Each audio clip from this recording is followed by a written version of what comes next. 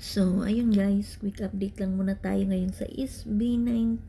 So, ayun nga, yung Grammy naglabas na nga nung mga Best Asian Pop Music Performance category at the 2027 ceremony. So, ayun nga, napasama nga doon yung SB19 and other Filipino artists and other Asian artists.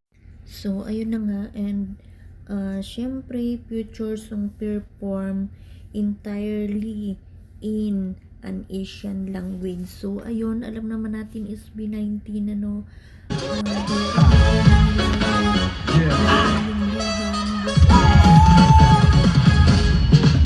sabi ng marami, swerte raw ang makaabot ka ng tae.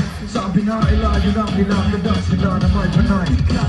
Amoy tagumpay Filipino language. So, ayun, syempre, 18, syempre, alam nyo na yung gagawin. Alam na natin yung gagawin nyo. Kailangan mag-stream ng song.